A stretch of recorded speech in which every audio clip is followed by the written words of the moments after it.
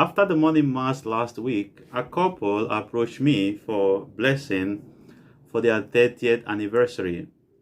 So when I asked them to place their hands just the way they did on their actual wedding day, so I noticed that the wedding ring was not in this finger, this fourth finger.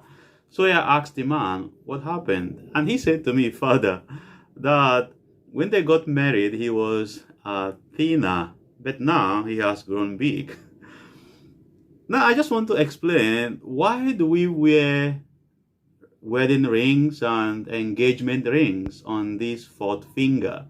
This is the pinky finger that children use to make promises. This is the thumb. This is the index. Of course, this is the middle finger. Now, let's go back a little bit to the history. The history of the emergence of the use of wedding rings and engagement rings, and why they were worn on this fourth finger. The ancient Romans, together with the Egyptians and the Greeks, believed that this fourth finger is what they call Vena Amoris. So they call this Vena Amoris. Why do they call it Vena? Vena means vein. Amoris is love. Now, why do they call it Vena Amoris? They called it Vena Amoris, the vein of love, because they believe that only this finger is connected to the heart, to the human heart. So that when people get engaged or when people get married and they wear the wedding rings, it is an opportunity, or it gives them the pedestal, or it really connects their two hearts together. Of course, ring is a sign of union, a sign of bond. So, wearing the ring on this Vena Amoris, or this finger that contains the Vena Amoris, is a sign and a reminder that the two hearts are connected together. This is historical. Fortunately or unfortunately, in the later years, when science advanced, so through the study of the anatomy, it came to light that actually all the fingers are in one way or the other connected to the human heart. But we continue to wear engagement rings and wedding rings on this fourth finger. Before I get into explaining why we still continue to wear the engagement rings and wedding rings on this fourth finger after the scientific breakthrough, in the field of anatomy, let me remind us that this is the thumb, our thumb, which we used to say okay, or we say no. This is the thumb. This is the index. The index is what we use to point at something or to focus on something. It's the pointer. This is the one that people use for the F word, like people use it to curse people, like they do like that for you, no? Or they do like that for you. So people use this finger for curse most times. Then let's get over this fourth finger. This is the pinky one, the smallest one. The children use this to make promises. Now, I'd like you to practice something. Place your hand like this on a surface, okay? I get a book. Place your hand on the surface this way. Try to lift up this one. I'm sure. Just try with me.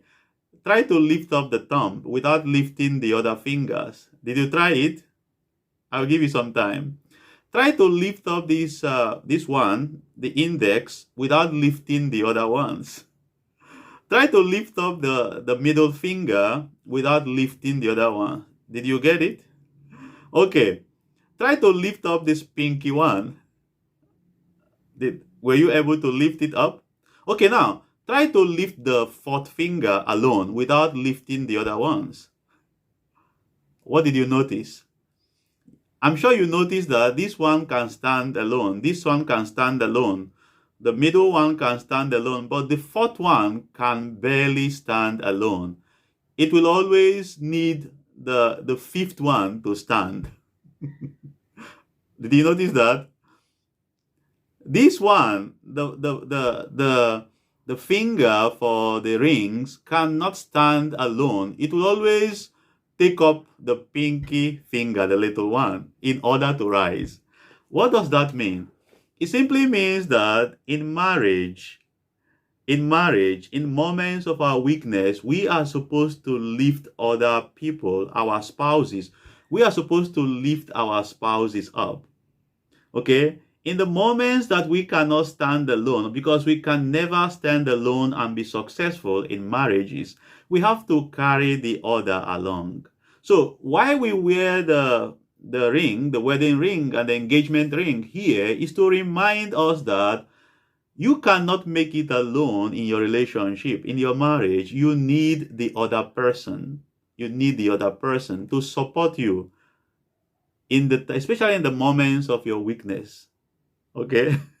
So I hope this is a little bit enlightening for you. Actually, Pope John the 23rd, Saint John the 23rd, you know, he gave a special indulgence for couples who kiss their wedding ring every day. His reason was that they should always kiss their rings to remind them that they are under a vow to support each other, to love each other, to cherish each other, to carry each other along, especially in the moments of crisis and sickness and misfortunes and trials. When we walk together, the journey becomes possible and enjoyable. But when we walk alone, it is more difficult. If you have learned anything from this video, please do well to share it. God bless you, and let us pray for all those who are married. Thank you.